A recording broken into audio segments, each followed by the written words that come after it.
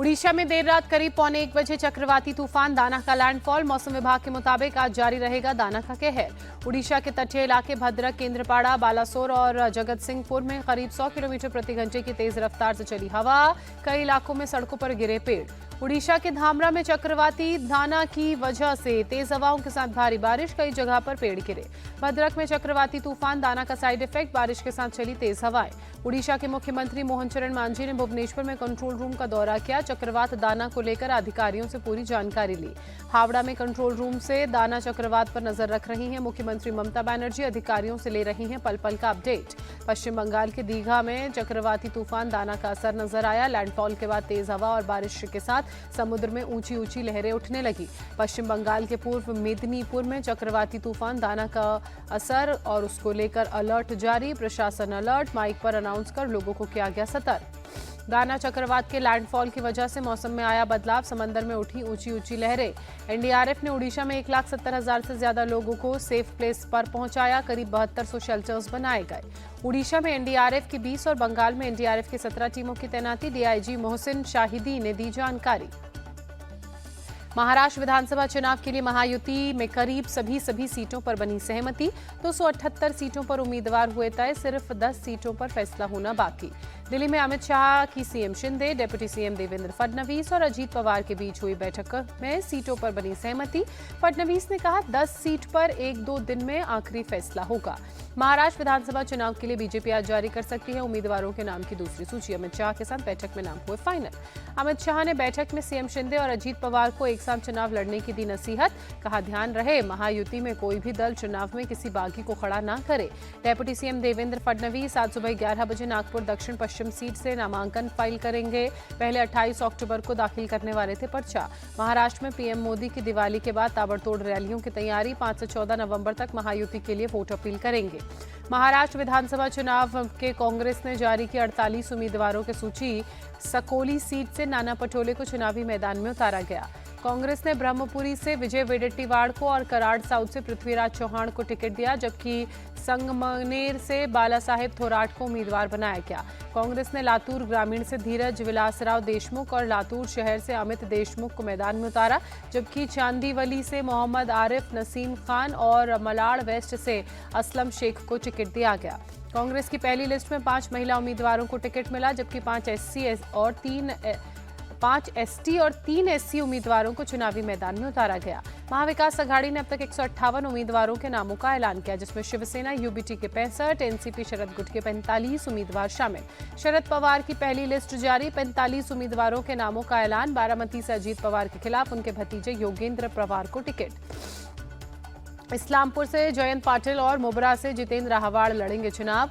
अनिल देशमुख को काटोल और रोहित पवार को करजत जामखेड़ से टिकट दिया गया। महाराष्ट्र चुनाव से पहले शरद पवार को बड़ा झटका, अजीत पवार के पास ही रहेगा घड़ी सिंबल। सुप्रीम कोर्ट का अजीत पवार गुट को निर्देश, पोस्टर बैनर पर डिस्क्लेमर लिखें। मामला कोर्ट में विचाराधीन, 6 नवंबर को मामले में अगली सुनवाई। अजीत पवार की एनसीपी में बगावत, पार्टी प्रवक्ता आभा बिजू पांडे ने नागपुर पूर्व में बीजेपी उम्मीदवार के खिलाफ भरा पर्चा। एनसीपी अजीत गुट को बड़ा झटका, छगन भुजबल के भतीजे समीर ने छोड़ी पार्टी। नांदगांव सीट से निर्दलीय नामांकन फाइल किया। शिवसेना यूबीटी नेता आदित्य ठाकरे ने वर्ली से नामांकन दाखिल किया। महाराष्ट्र में सरकार बनाने का दावा किया। एनसीपी उम्मीदवार धनंजय मुंडे ने परली सीट से पर्चा भरा। बीजेपी नेता पंकजा मुंडे और पूर्व सांसद प्रीतम मुंडे रहे मौजूद। झारखंड विधानसभा चुनाव के लिए कांग्रेस ने जारी की 7 उम्मीदवारों के नामों की सूची। बरही से एमएलए उमाशंकर अकेला और पाकुड़ से एमएलए आलमगीर आलम को टिकट कटा। कांग्रेस ने आलमगीर आलम की पत्नी निशत आलम को पाकुड़ से दिया टिकट। आलमगीर आलम फिलहाल जेल में है। हेमंता बिस्वा शर्मा ने झारखंड सरकार को बताया बंटी पब्लिक की सरकार। कहा पति पत्नी दोनों एक दूसरे की ही तारीफ करते रहते हैं। हेमंता बिस्वा शर्मा ने जमशेदपुर में जनसभा में कहा जब हमारी सरकार आएगी तो घुसपैठियों को लात मारकर बाहर निकालेगी। जेएमएम और कांग्रेस पर तुष्टीकरण की राजनीति का आरोप लगाया। हेमंता बिस्वा शर्मा ने अयोध्या का जिक्र कर कहा अयोध्या में जैसे बाबर को हिलाकर राम मंदिर बनाने का काम किया गया, वैसे ही देश के कोने कोने में बसे बाबर को निकालने का समय आ गया है। झारखंड झारखंड की भ्रष्टाचारी सरकार को उखाड़ फेंकना है, बीजेपी चुनाव प्रभारी शिवराज सिंह चौहान का निशाना। झारखंड में सीट न मिलने से नाराज लेफ्ट ने छोड़ी इंडिया अलायंस का साथ। अब 44 सीटों पर जेएमएम, 31 पर कांग्रेस और 6 पर आरजेडी लड़ेगी चुनाव। परहेट सीट से सीएम हेमंत सोरेन ने भरा पर्चा। कल्पना सोरेन ने गांडेय सीट और महुआ मांझी ने रांची से नॉमिनेशन फाइल किया। यूपी में 9 सीटों पर विधानसभा उपचुनाव के लिए सपा ने आखिरी 2 सीटों पर उम्मीदवार उतारे। गाजियाबाद से सिंह राज जाटव और खैर से चारू कैन को टिकट दिया। यूपी उपचुनाव में उम्मीदवार नहीं उतारेगी कांग्रेस। प्रदेश प्रभारी अविनाश पांडे ने कहा, सपा कैंडिडेट्स का समर्थन करना होगा। यूपी कांग्रेस प्रभारी अविनाश पांडे ने कहा, राष्ट्रहित में त्याग करना पड़ता है। इंडिया अलायंस एकजुट होकर चुनाव लड़ेगा। इंडिया गठबंधन मजबूती से उपचुनाव लड़ेगा। उत्तर प्रदेश कांग्रेस अध्यक्ष अजय राय का बयान। यूपी बीजेपी अध्यक्ष भूपेंद्र सिंह चौधरी का अटैक, कहा, सपा के सामने कांग्रेस का अस्तित्व ही खत्म हो गया है।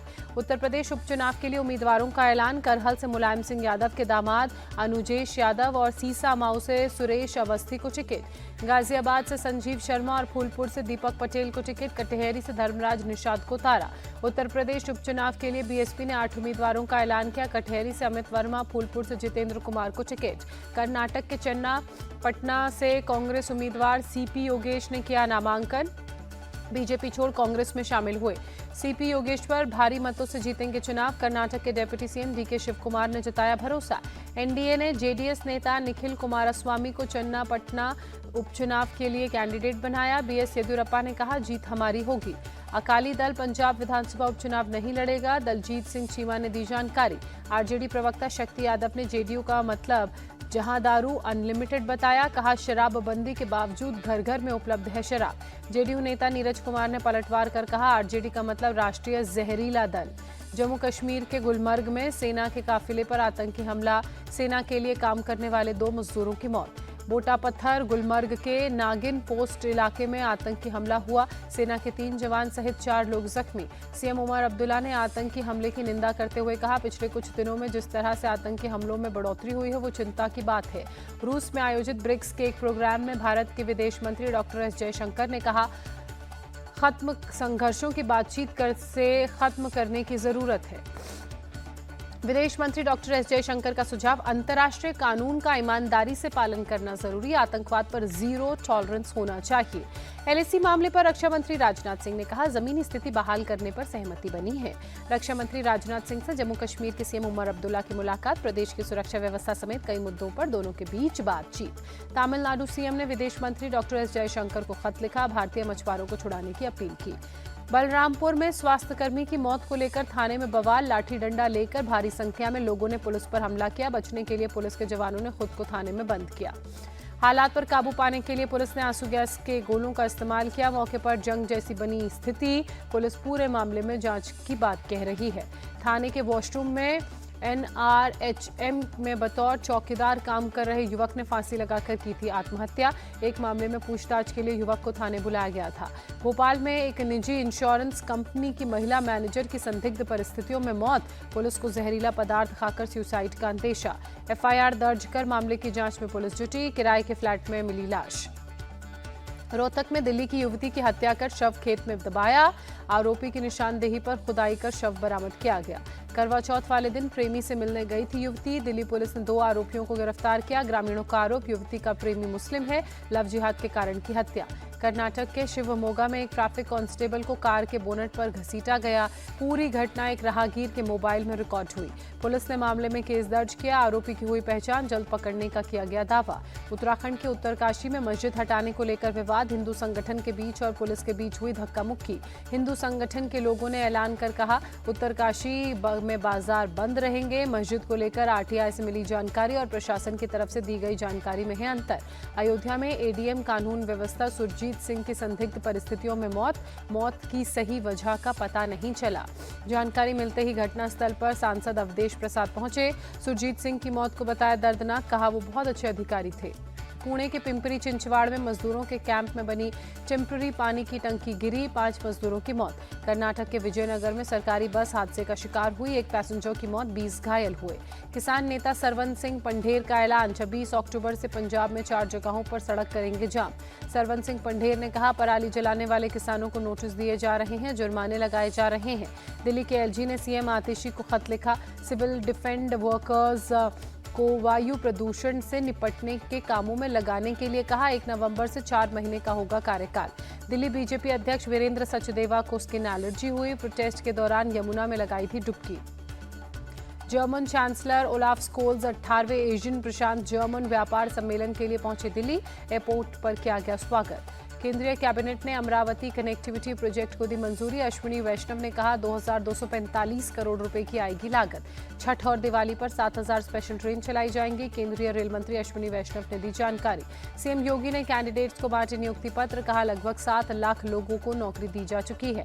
जेएनयू के प्रोफेसर मजहर आसिफ को मिली नई जिम्मेदारी, जामिया मिलिया इस्लामिया यूनिवर्सिटी के वाइस चांसलर बनाए गए। पुणे टेस्ट में भारत की खराब शुरुआत, 1 रन पर गिरा टीम इंडिया का पहला विकेट, कप्तान रोहित शर्मा बिना खाता खोले पवेलियन चलते बने।